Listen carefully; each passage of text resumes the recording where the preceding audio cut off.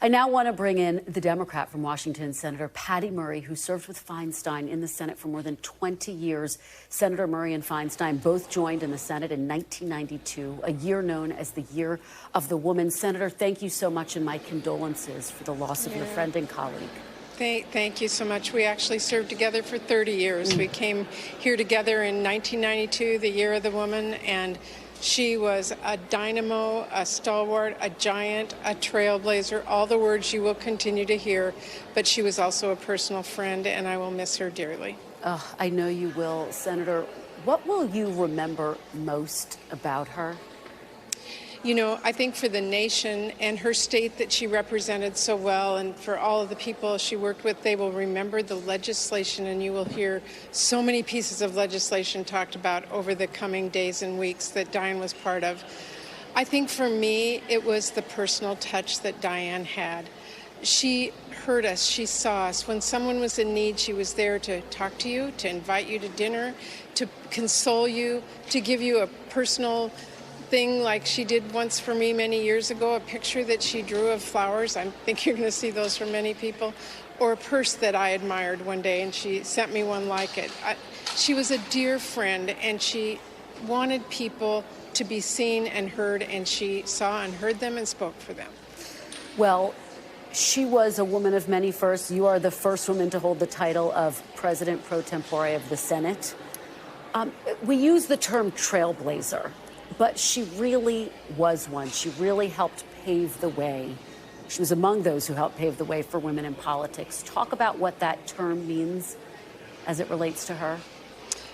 For so many people who have come up to me today who said, I'm here in my job, whether it's here working in the Capitol or wherever they are, or even as politicians, I'm here because I saw Dianne do it, and that meant that I could, and I pursued my dream because she was there to show me you could do it. That's what a trailblazer is, somebody who paves the pathway for people to come behind them and to really make a difference for their country and the people that they love. Well, you talked about the legislation that she helped push through, and obviously at the top of that list you have to think about gun control, of course the report on the CIA's interrogation program. Legislatively, what made her so effective? And don't forget women's rights. Even back in 1992, when so many people didn't want to stand up on the floor of the Senate and fight for the right for women to have an abortion, Dianne feared that not at all. She stood up and fought for women's rights. I think the part of her that was compassionate and understood people made her such a dynamic force, speaking out for issues she cared about deeply and saw personally. That is historic, and it's why so many people today are grieving her.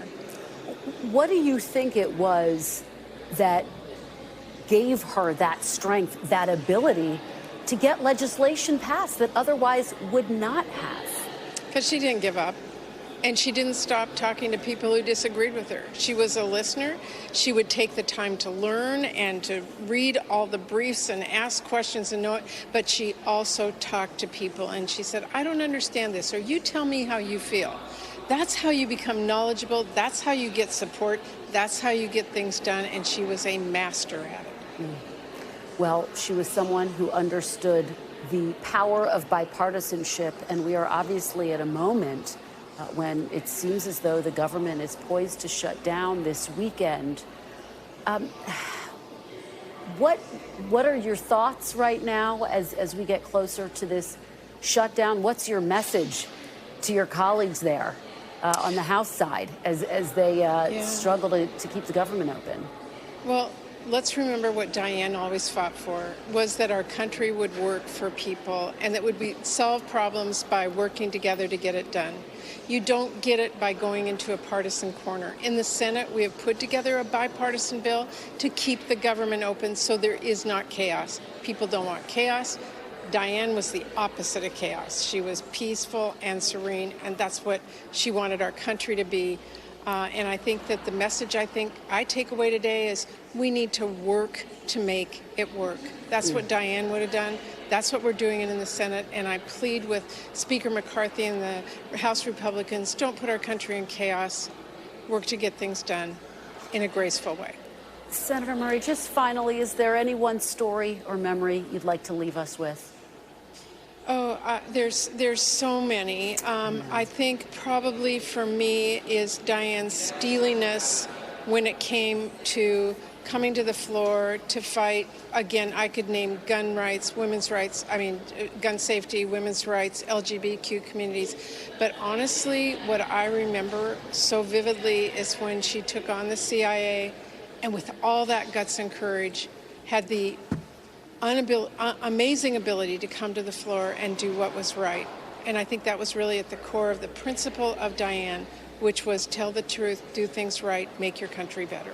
Well, that steeliness so often on display. And we just thank you so much, Senator Murray, for joining us to remember your dear friend and colleague.